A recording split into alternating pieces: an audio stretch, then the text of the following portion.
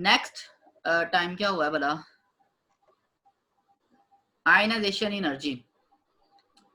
अच्छा, ionisation energy क्या है? आयनाइजेशन से मुराद क्या है कि आयन बनाना, ठीक है, या कॉमनली जब हम ये टर्म यूज करते हैं तो इससे मुराद हमारी होती है कैटायन बनाना, ठीक है। तो आयनाइजेशन एनर्जी क्या है? वो एनर्जी जो हमें किसी एटम में से वैलेंस शेल में से एक इलेक्ट्रॉन निकालने के लिए रिक्वायर्ड होती है, उसको हम आयनाइजेशन एनर्जी कहते हैं। अच्छा, इसकी जो डेफिनेशन है ना, टेक्निकल है। इसमें दो तीन चीजें टेक्निकल है कि आपको पता है कि एक एटम के अंदर मुख्तलिफ शेल्स होते हैं, ठीक है, और आपने वो भी पढ़ा होगा कि जैसे जैसे आप न्यूक्लियस से दूर होते जाते हैं, मतलब एक पहला शेल, फिर दूसरा, फिर तीसरा, फिर चौथा, जैसे जैसे आप न्यूक्लियस से दूर होते हैं, न्यूक्लियस की जो फोर्स ऑफ अट्रैक्शन है वो कम होती जाती है, और सबसे कम अट्रैक्शन न्यूक्लियस की लग रही होती है वैलेंस शेल पे। वैलेंस शेल क्या होता है? जो सबसे आखिर वाला शेल होता है, बाहर वाला शेल होता है, तो उसमें जो इलेक्ट्रॉन होते हैं उन पे सबसे वीक अट्रैक्शन लग रही होती है। तो उस वीक अट्रैक्शन वाले शेल में से एक इलेक्ट्रॉन को निकालने के लिए जो एनर्जी रिक्वायर्ड होती है उसको आयनाइजेशन एनर्जी कहते हैं। लेकिन उसके लिए शर्त ये है कि वो जो एटम है वो गैसियस फॉर्म में हो और वो आइसोलेटेड फॉर्म में हो। देखें, आपको पता है कि दुनिया में सवाए नोबल गैसेस के सारे एटम्स, कोई भी एटम अकेला एग्जिस्ट नहीं करता, वो मॉलिक्यूल्स की फॉर्म में एग्जिस्ट करते हैं, ठीक है ना, या वो क्रिस्टल लैटिस की फॉर्म में एग्जिस्ट करते हैं। मिसाल के तौर पर आपको दुनिया में कहीं भी हाइड्रोजन का अकेला एटम नहीं मिलेगा, वो जब भी होंगे वो H2 की फॉर्म में होगा, या वो किसी कंपाउंड के साथ जुड़ा होगा पानी में या किसी और जगह। इसी तरह ऑक्सीजन का अकेला एटम आपको कहीं पे नहीं मिलता, वो हमेशा O2 की फॉर्म में होगा, या ओजोन O3 की फॉर्म में होगा, या वो पानी में H2O की या किसी भी कंपाउंड की फॉर्म में होगा, ठीक है। तो अकेला एटम एग्जिस्ट नहीं करता। और अगर हमने आयनाइजेशन एनर्जी मालूम करनी है तो आयनाइजेशन एनर्जी हम मालूम करेंगे। मसलन आप कहते हैं कि मैंने ऑक्सीजन में से इलेक्ट्रॉन निकालना है, कितनी एनर्जी चाहिए, तो आप ऑक्सीजन गैस को यूज नहीं करेंगे, क्योंकि ऑक्सीजन गैस क्या है? O2 है, ठीक है। आप O2 को तोड़ के पहले O को अलग करेंगे, और फिर एक O में से इलेक्ट्रॉन निकालने के लिए जो एनर्जी चाहिए उसको हम आयनाइजेशन एनर्जी कहते हैं, ठीक है। The minimum amount of energy required to remove most loosely bound electron from an isolated gaseous atom is called ionization energy। कि सबसे कमजोर जो इलेक्ट्रॉन जुड़ा हुआ है, जो सबसे आखिर वाले शेल में है, उसको निकालने के लिए जो एनर्जी चाहिए उसको आयनाइजेशन एनर्जी कहते हैं। लेकिन शर्त यह है कि वो एटम अकेला हो और गैसियस फॉर्म में हो। तो आयनाइजेशन एक एग्जांपल दी हुई है कैल्शियम की। कैल्शियम के अगर एक इलेक्ट्रॉन निकालना हो गैसियस फॉर्म में अकेले एटम का, तो उसके लिए हमें 590 किलो जूल पर मोल एनर्जी चाहिए होती है। डेल्टा एच इंथैल्पी का साइन है, ठीक है। यूनिट इसके किलो जूल पर मोल या इलेक्ट्रॉन वोल्ट पर एटम हो सकते हैं, उसका वो कन्वर्जन दी हुई है, वो आप देख लीजिएगा। और ये जो पहला इलेक्ट्रॉन निकालने के लिए एनर्जी चाहिए होती है इसको हम कहते हैं फर्स्ट आयनाइजेशन एनर्जी। अब आपको पता है कि अगर एक इलेक्ट्रॉन निकल जाता है, कैटायन बन जाता है, ठीक है, तो क्या होगा? साइज छोटा हो जाता है, क्योंकि आपने कल पढ़ा है the size of cation is smaller than parent atom. क्यों साइज क्यों कम हो जाता है? मसलन कैल्शियम की बात कर लें, ठीक है। कैल्शियम में जो ना वो मेरा ख्याल 19 होते हैं इलेक्ट्रॉन, ठीक है ना। तो 19 नहीं 20 होंगे, बल्कि हाँ 20 इलेक्ट्रॉन होते हैं और 20 ही इसमें प्रोटॉन होते हैं। जब आपने एक इलेक्ट्रॉन निकाल लिया तो प्रोटॉन 20 है और इलेक्ट्रॉन 19 है, तो अट्रैक्शन बढ़ जाती है प्रोटॉन की, इलेक्ट्रॉन थोड़े करीब करीब आ जाते हैं, साइज छोटा हो जाता है। मतलब ये है कि पहले की निस्बत अट्रैक्शन स्ट्रॉन्ग हो गई है। अब किसी और इलेक्ट्रॉन को निकालना पहले की निस्बत थोड़ा मुश्किल होता है। अगर आपने एक दूसरा भी इलेक्ट्रॉन निकालना है तो आपको ज्यादा एनर्जी खर्च करनी पड़ेगी, ठीक है। तो वो जो दूसरा इलेक्ट्रॉन निकालने के लिए आपको एनर्जी चाहिए उसको हम कहते हैं सेकंड आयनाइजेशन एनर्जी, जिस वो 590 किलो जूल पर मोल नहीं, वो ज्यादा होगी। तो सेकंड आयनाइजेशन एनर्जी जो दूसरा इलेक्ट्रॉन निकालने के लिए चाहिए,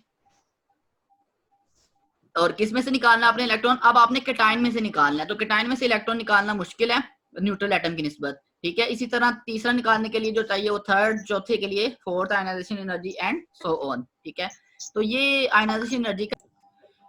अच्छा जी, तो ये हमने डेफिनेशन पढ़ी इसकी आयनाइजेशन एनर्जी की।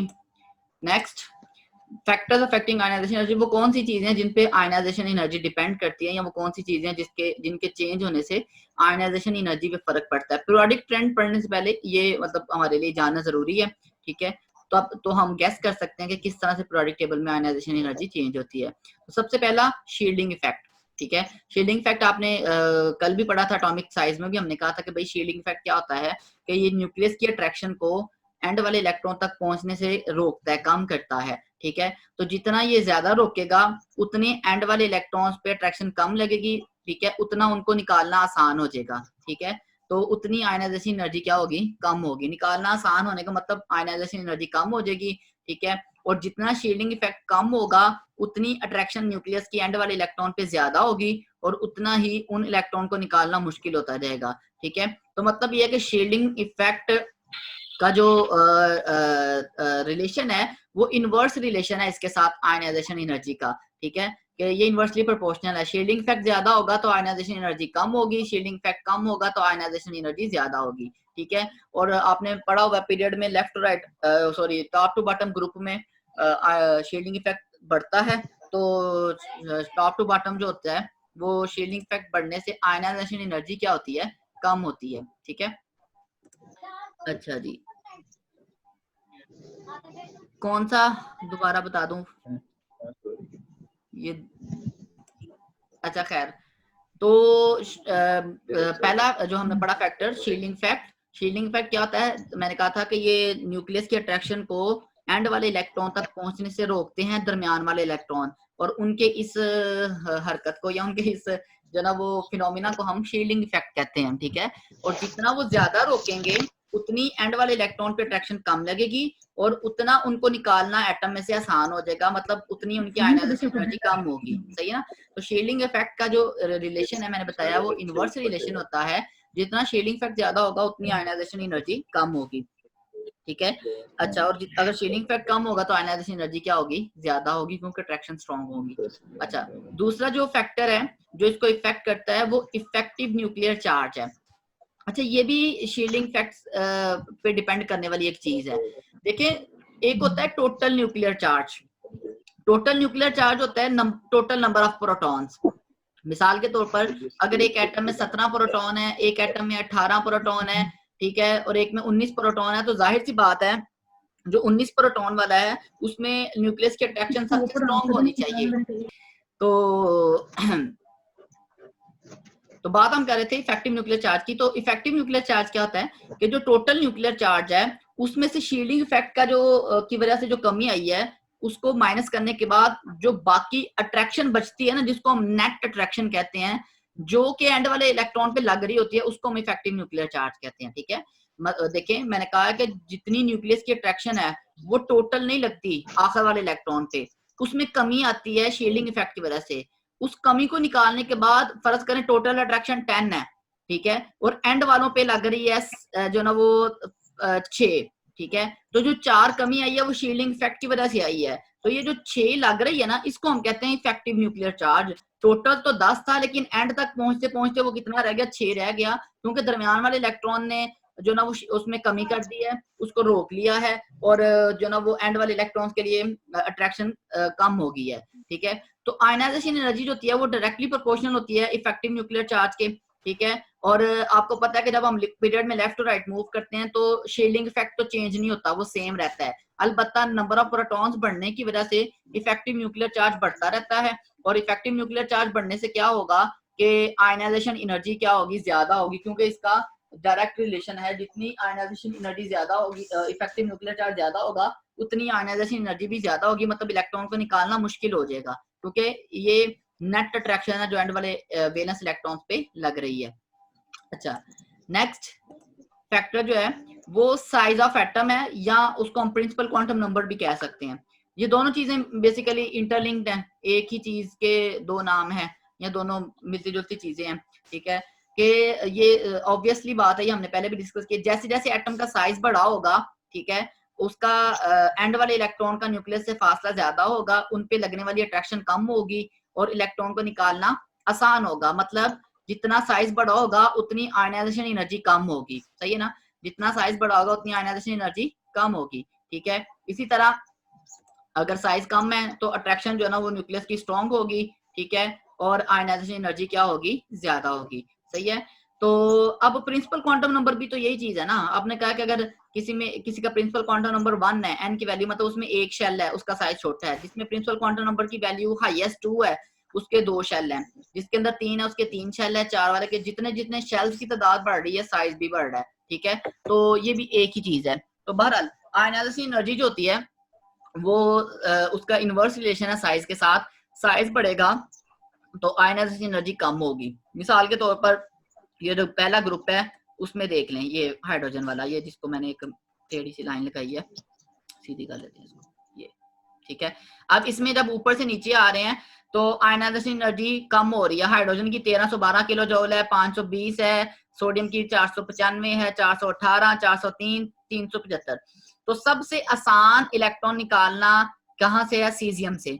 और एक बात जो याद रखिएगा कि पीरियोडिक टेबल में सबसे कम आयनाइजेशन एनर्जी सीजियम की है। मतलब सब में से अगर आपने आसानी से इलेक्ट्रॉन निकालना है तो सबसे आसानी से इलेक्ट्रॉन निकलता है सीजियम में से, क्योंकि उसकी पीरियोडिक टेबल में सबसे कम आयनाइजेशन एनर्जी है, ठीक है। तो ये एक जो ना वो उसमें आ जाती है बात। अच्छा, तो ये उसका रिलेशन है उसके साथ, साइज के साथ। तो ग्रुप में आप जब ऊपर से नीचे आते हैं तो साइज बढ़ता है, आयनाइजेशन एनर्जी कम हो जाती है। दूसरी चीज जो इसको इफेक्ट करती है वो हाफ फील्ड और कंप्लीटली फील्ड ऑर्बिटल है। ये एक नई चीज है, आपको एक बात आपने याद रखनी है, ये बहुत सारी जगह पे आगे भी यूज करेंगे हम। हाफ फील्ड और कंप्लीटली फील्ड ऑर्बिटल ज्यादा स्टेबल होते हैं पार्शली फील्ड ऑर्बिटल से। देखिए ऑर्बिटल क्या होता है, एक होता है शेल जैसे कि KLMNOP, ठीक है। एक होता है सबशेल SPDF, ठीक है। और सबशेल के अंदर होते हैं ऑर्बिटल, सही है ना। मसलन S जो है वो सबशेल भी है और वो S ऑर्बिटल भी है। ऑर्बिटल के अंदर मैक्सिमम 2 इलेक्ट्रॉन आते हैं। इसी तरह P जो है उसके अंदर 3 ऑर्बिटल हैं, ठीक है, PX PY PZ, ठीक है। और हर एक में 2-2 इलेक्ट्रॉन आते हैं। अगर हम P सबशेल की बात करें तो P सबशेल हाफ फील्ड कब होगा? जब उसके अंदर टोटल आ सकते हैं 6 इलेक्ट्रॉन। अगर 6 इलेक्ट्रॉन होंगे तो वो कंप्लीटली फील्ड है, लेकिन अगर उसके अंदर 3 इलेक्ट्रॉन है तो वो हाफ फील्ड होगा, ठीक है। और इन दोनों सूरत हाल के अलावा वो पार्शली फील्ड कहलाएगा, चाहे 1 हो, चाहे 2 हो, चाहे 4 हो, चाहे 5 इलेक्ट्रॉन हो। इसी तरह देखिए S के अंदर मैक्सिमम 2 इलेक्ट्रॉन आ सकते हैं। जब 2 इलेक्ट्रॉन होंगे वो कंप्लीटली फील्ड, जब 1 होगा तो वो हाफ फील्ड है, ठीक है।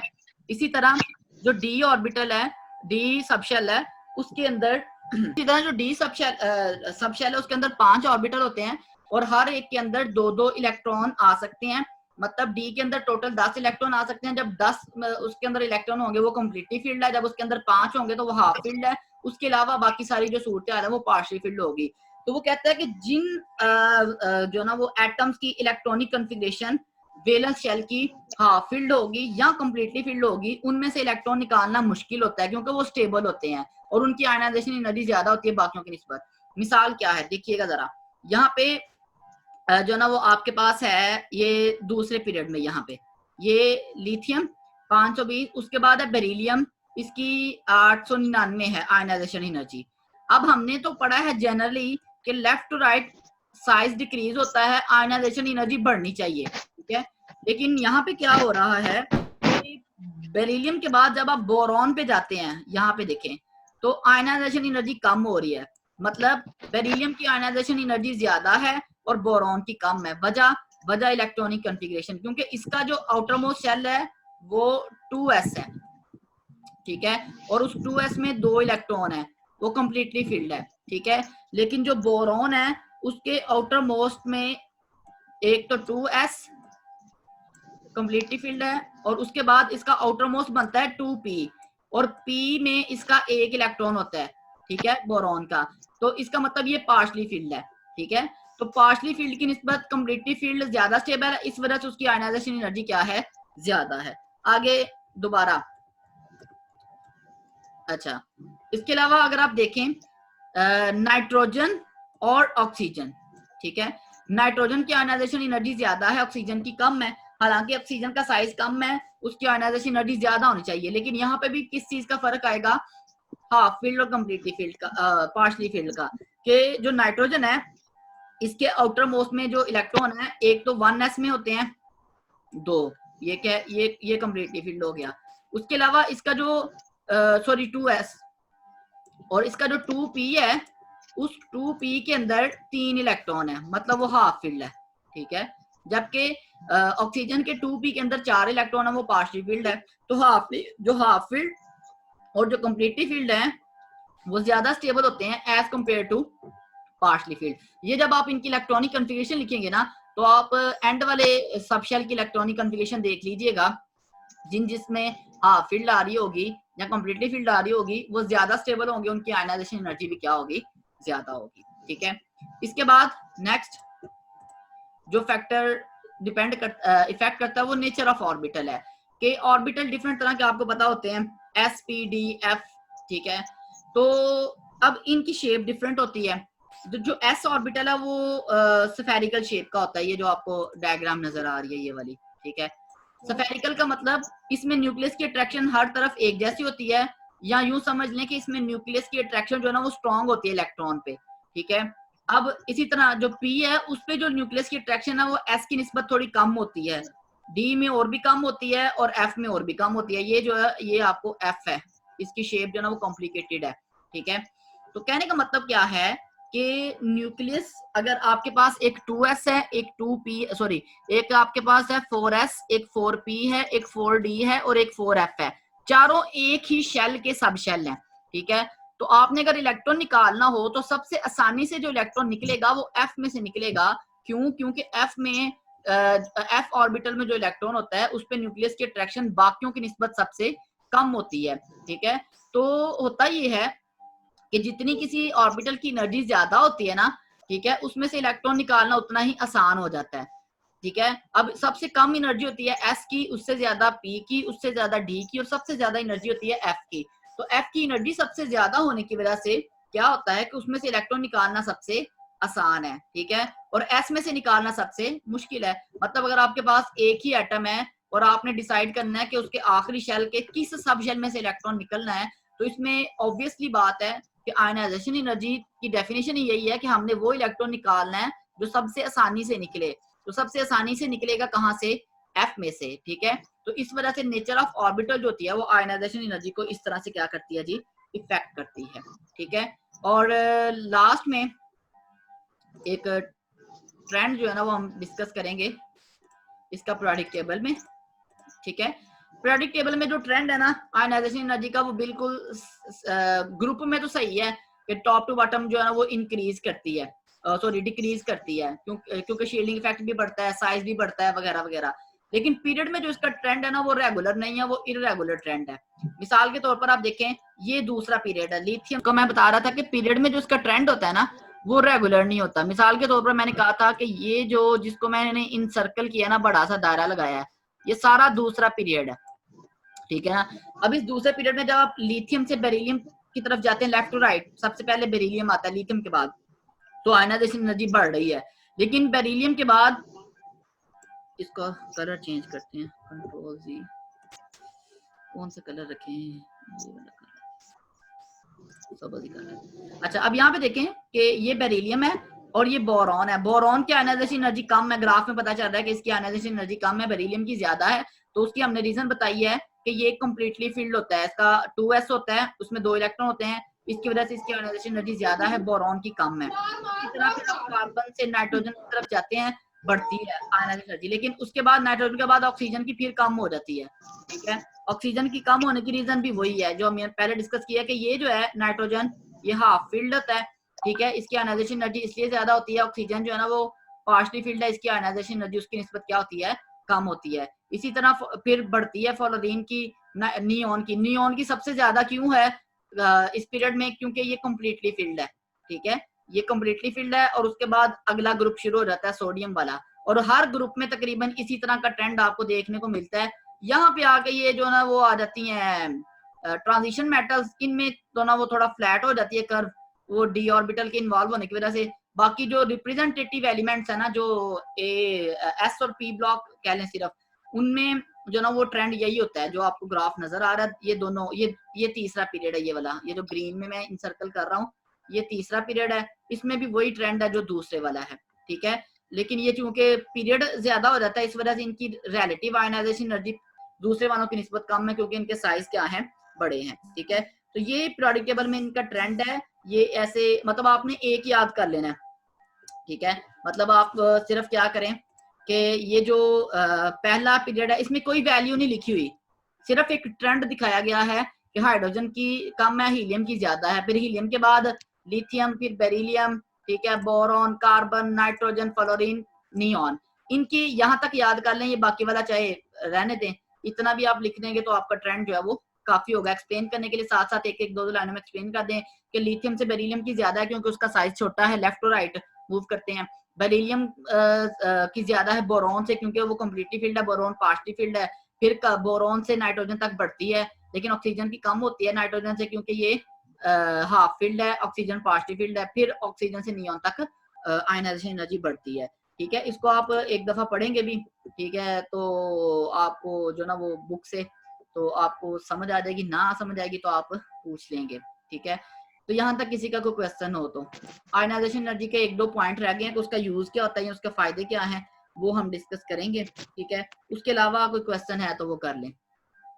आयनाइजेशन एनर्जी का फायदा क्या है कि आयनाइजेशन एनर्जी हमें दो तीन तरह की इंफॉर्मेशन देती है।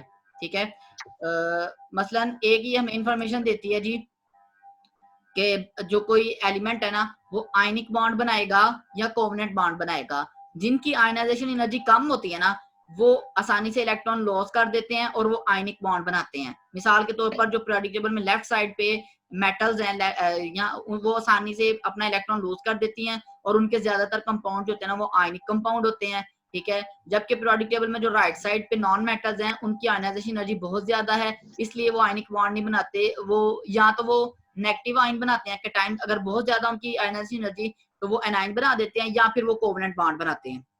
ठीक है, एक तो ये हमें पता चलता है। ये एक और पॉइंट है, उसको अगर आप समझने की कोशिश करें कि आयनाइजेशन एनर्जी जो है वो, टाइम थोड़ा बच गया तो मैंने कहा वो भी उसको कवर अप कर दूं फिर मैं भेज दूंगा, कि आयनाइजेशन एनर्जी आपको बताती है अगर कि किसी एटम के वैलेंस शेल में कितने इलेक्ट्रॉन है।